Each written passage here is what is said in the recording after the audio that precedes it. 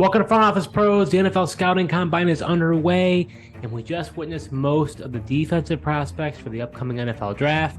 And you NFL fans and Dynasty IDP owners may be wondering which defensive prospects increased or decreased their draft stock. Well, today, I'm going to be talking to you today about the NFL Combine risers and fallers, the defense edition, and which prospects caught my eye. Before I get started, I am asking you to write in the comments below which defensive prospects do you think increase or decrease their stock the most for the 2023 NFL Draft? Hike!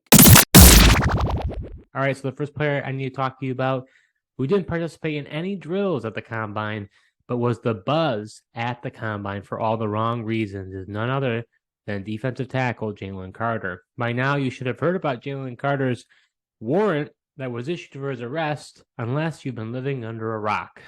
On Wednesday morning, Athens-Clarke County issued a warrant for his arrest for driving recklessly and racing, which is 2 misdemeanors in the state of Georgia.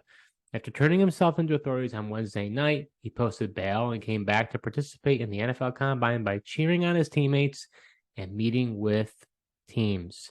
Jalen Carter is regarded as one of the best prospects in this entire draft class and is in the conversation of being the #1 overall pick. So what does this mean for his draft stock? Well, based on everything that I've read, the likelihood is that at worst, Carter could get jail time of up to 12 months, but to me, it seems rather unlikely. It's interesting because we had heard reports from draft expert from ESPN, Todd McShay, that Jalen Carter had character issues, and then you heard a bunch of people from the draft community condemn McShay for those remarks and even asking him to recant what he said. Now the story breaks out, and honestly, I don't think it should affect his draft stock, but the two concerns I do have, though, is this. One, apparently the story he provided to police was different all 3 times. And I believe, secondly, it was reported that he had a speeding issue earlier on before the season began. If teams believe this could be a continual issue, then his draft stock will drop.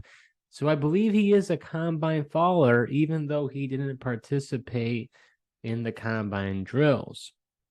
I feel like if there's any possible example of this happening prior is probably offensive tackle Laramie Tunsil a few years ago. The former first-round pick was regarded as the top offensive tackle in that draft class.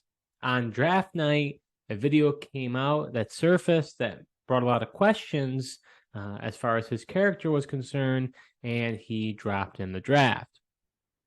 When it comes to evaluating the player, to quantify how good of a prospect he is, you hear from most draft experts that Jalen Carter was the best defender on that Georgia Bulldogs team 2 years ago, which, if you remember, included former #1 overall pick, edge rusher Trayvon Walker, drafted by the Jacksonville Jaguars, and then defensive tackle Jordan Davis, who lit up the Combine last year and is regarded as one of the best Combine performances ever. In 2022, Jalen Carter had 32 total tackles, 7 tackles for loss, and 3 sacks. Per Pro Football Focus, he also had 24 QB hurries and 5 QB hits last year in the SEC. He's an imposing player at 6'3", 314 pounds, and I'm excited to see what his 40 time ends up being. But regardless, he's an explosive athlete at the interior defensive line position, and he will cause opposing teams problems with his ability to push the pocket. Next player I want to talk to you about is going to be defensive tackle Calijah Kancey from the Pittsburgh Panthers. Kancey had a day at the NFL Combine. He measured at 6'1", 281 pounds, and a 10-second split time of 1.64 and a 40-yard dash time of 4.67. The redshirt junior is a little undersized, but is getting compared to another former Pitt Panther, none other than defensive tackle Aaron Donald, who was also undersized. In 2022, Calijah Kancey had 31 total tackles, 14.5 tackles for loss, and 7.5 sacks. Per Pro Football Focus, he also had 3 QB hurries and 9 QB hits last year in the ACC. Now, based on the mock drafts that I have seen, Calijah Kancey is really on the bubble. I've seen him be selected in the first round. I've also seen him selected in the second round. Now, after this combine performance, to me, he's a combine riser and will be selected in the first round of the NFL draft. Based on the top 10 sack leaders for interior defensive linemen, the average profile you're looking for is around 6'3" to 6'4", 302 pounds, and then a 40-yard dash time of 4.99 and a 10-second split time of 1.72. So as you can see, like we mentioned, he's undersized, but he made up for it with his 40-yard dash times and 10-yard split times, far exceeding the average in our elite metrics for the position. Especially the 10-second split time, which is the most important because it represents closing speed to get to the quarterback for the sack and the get-off time. Not too long ago, we saw a similar profile player in Ed Oliver being drafted in the top 10 in the 2019 NFL draft by the Buffalo Bills. So Calijah Kancey will be a very interesting player to monitor as we go through this draft process. I do not believe that he will rise that high to be drafted into the top 10. However, I do think he gets drafted in the first round. It's just a matter of where.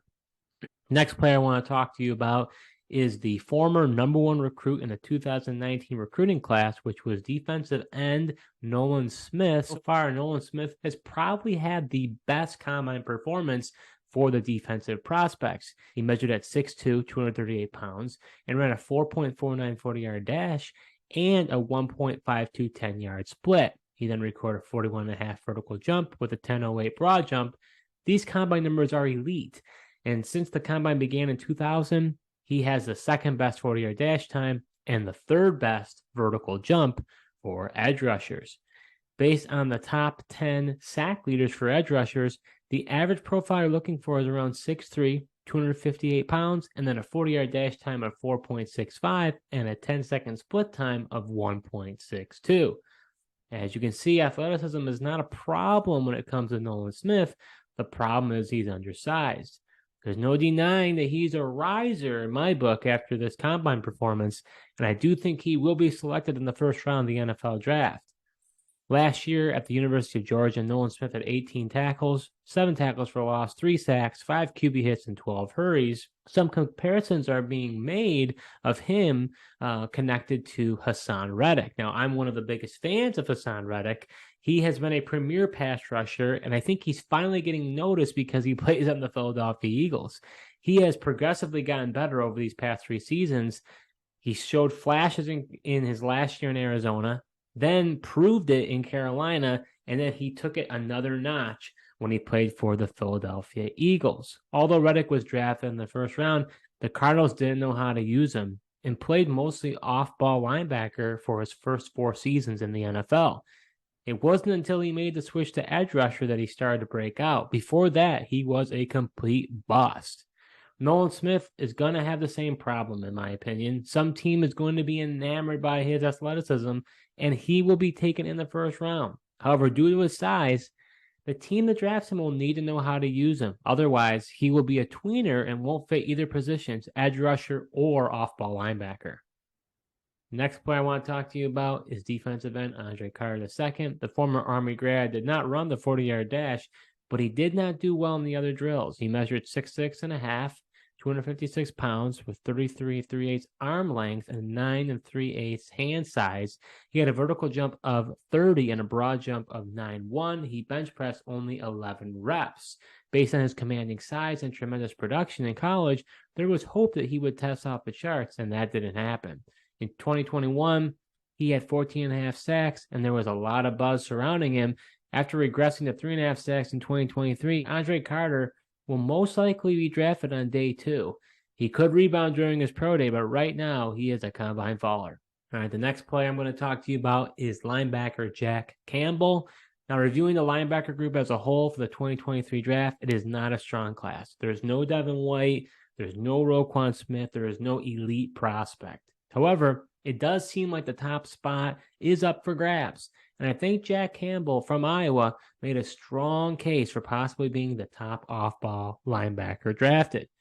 Jack Campbell was not considered an uber athlete, but he had an impressive day. At his towering size of 6'5" and 249 pounds, he moved very well. Based on the top 10 tackle leaders for off-ball linebackers, the average profile you're looking for is around 6'1", 235 pounds, and then a 40-yard dash time of 4.61. Needless to say, he nearly passed that test with a 4.65 40-yard dash time, but at his towering size of 6'5". In addition, he had a 37.5 vertical jump and a 10.08 broad jump, which are elite numbers at his size. Combine that with his solid 3-cone and shuttle times, Jack Campbell had himself a nice day. Jack Campbell was in the top 15 in tackles in all of FBS last season with a total of 125 tackles. Coming into the combine, he has been regarded as a high floor type of prospect with a low ceiling. I think he might have changed that narrative after this performance, and he is definitely a riser in a muddled linebacker group. The next player I want to talk to you about is cornerback Christian Gonzalez. The top cornerback prospect is up for grabs, and Christian Gonzalez had an opportunity to set the bar high because quarterback Joey Porter Jr. elected not to do on-the-field drills, and quarterback Devin Witherspoon didn't work out due to a hamstring injury. Needless to say, he took advantage of the opportunity. He measured 6'1", 197 pounds with 32 arm length and 9'1.5" hand size. He ran a 40-yard dash time of 4.38 and a 1.56 10-yard split. He also had a vertical jump of 41.5 and a broad jump of 11.1.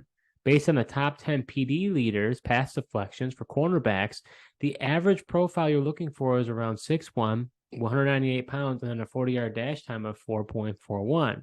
As you can see, Christian Gonzalez checks all of those boxes. Not to mention, when you watch him in the field drills, he looks very smooth. Now, the redshirt sophomore accounted for 50 total tackles, 4 interceptions, and 7 pass deflections. Each NFL team is going to have their own preference, the type of cornerback they want. But right now, Christian Gonzalez is a riser, and I believe solidified himself as the cornerback 1 heading into this draft. The last pair I'm going to talk to you about is safety Ji'Ayir Brown. Similar to the linebacker group, there does not seem to be a consensus top safety prospect in this draft class. Ji'Ayir Brown was in the conversation of being regarded as a top safety, but unfortunately did not perform well at the combine and was a faller. Ji'Ayir Brown measured at 5'11", 203 pounds with an arm length of 31 1/4 and a hand size of 10 1/8. Based on the top 8 safeties in the NFL, the average profile you're looking for is around 6 foot to 6'1", 209 pounds, and then a 40-yard dash time of 4.50. Ji'Ayir Brown is close to the prototypical size, but ended up recording a 4.65 40-yard dash time with a 1.56 10-yard split time, which is much slower than the average. He also recorded a 32.5 vertical jump and a broad jump of 9.11, which both are considered athletically poor. In his senior season, Brown recorded 74 total tackles, 4 interceptions, and 3 pass deflections. Ji'Ayir Brown will need to bounce back during his pro day after a disappointing performance at the combine. So that does it for our NFL Combine Risers and Fallers Defense Edition. I went over some of the prospects that I believe are risers and fallers and how their draft stock will be affected. On Monday, we'll be covering NFL Combine Risers and Fallers for offense, so be on the lookout for that episode. And if you enjoyed this video, please like and subscribe to our channel. We're going to continue to create more content for this offseason, so you don't want to miss out. Also, if you prefer to listening to podcasts, we are now going to be on Apple and Spotify and some of the main podcast platforms. Don't forget to leave a comment on who you think increased or decreased their stock the most for defensive prospects for the 2023 NFL Draft. Thanks so much for watching, and until next time.